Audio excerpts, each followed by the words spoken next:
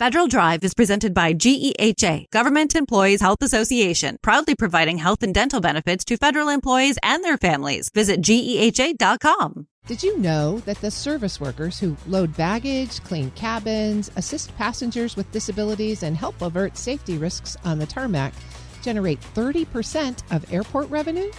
They're not pilots or TSA agents, but they're essential to every airport's rhythm. A new GAO report profiles how well this group is doing economically. And here to discuss the findings is Acting Director in GAO's Physical Infrastructure Team, Danielle Giese. Ms. Giese, thank you for joining me. Thank you for having me. This is an interesting report. Usually when we think of GAO reports, they're audits, they come with recommendations, people have got to do things. This is a little bit different. It's more of an assessment. Tell us about how it came about and why it's in this format.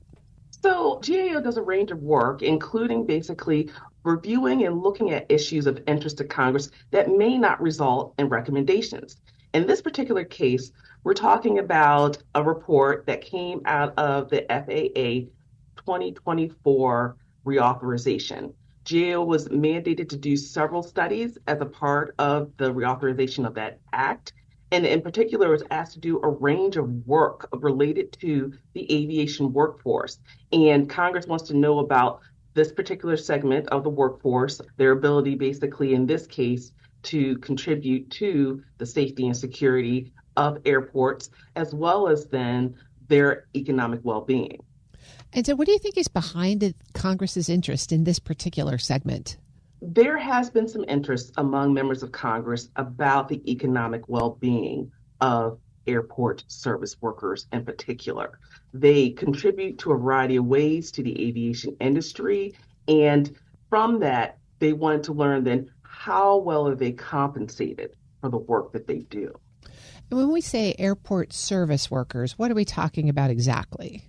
So interestingly enough, we identified about 36 different occupations that actually function and are on an airport, the actual airport. So not individuals who are flying your aircraft or serving you while you're on the aircraft, but actually at the airport. So we're talking about the individuals who serve as parking attendants as soon as you get there, who shuttle you from the parking lot to the actual terminal, who then at the terminal make sure you safely can cross the road to get into the terminal.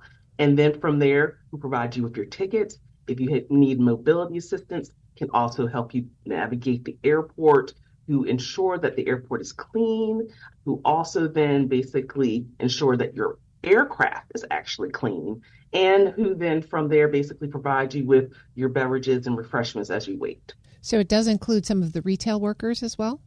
Yes, it does. As you looked at that population, what were some of the findings that jumped out at you? What really kind of stood out to me are, several different things is that, in addition to the services that we directly recognize as providing you with your tickets, handling your baggage, these individuals have, responsibilities to ensure your well-being and that of the traveling public as you navigate the airport. In the area of safety, they're making sure that basically there are no spills on the ground for you to fall. They're also in the airplane ensuring that, if anyone's left anything dangerous, including medical waste, that they're removing that out of the front pocket of the seats before you get there. They're also making sure if there's an emergency, they're trained to make sure that there's a safe place for you to go in that particular situation.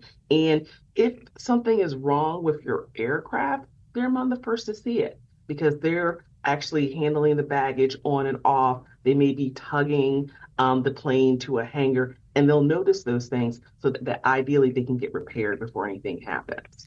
And one of the questions you were looking at was how this group compares economically to transportation workers, service workers, and other industries. What did you find? Interestingly enough, when we look at the aviation industry, they're not as well off as basically their other colleagues that, may be mechanics, flight attendants, or pilots, but they are better off than the general service worker population across our nation. So, for example, they earn about $20 an hour, whereas basically within the aviation industry, individuals are earning about $24 an hour. So basically, other individuals in the aviation industry, they're making about 20% more. However, these workers are making 20% more than other service workers. I'm speaking with Danielle Giese. She's acting director of GAO's physical infrastructure team. One of the other things that stood out to me here was how this group of workers contribute to revenue, airport revenue. Yes. In essence, airports, in addition to the fees they collect related to your actual flight and your tickets, they have a lot of other revenue sources, and they come from the work that these workers do. So about 50% of basically the revenue is non-aeronautical for an airport. And at basically the top 138 busiest airports in our country, we know that these workers are providing that non-aeronautical revenue. And for example, 30% of that non-aeronautical revenue, or this revenue as a whole for these airports in particular, and it's non-aeronautical, it's coming from ground transportation and parking and from your concessions and your retail happening at that airport. Whenever I pass through an airport, I'm just thinking about getting to my next gate. I am not thinking about the business operations of an airport or, truthfully, what a lot of people are doing who work there. But what does this report reveal really about the economic vulnerability of this workforce?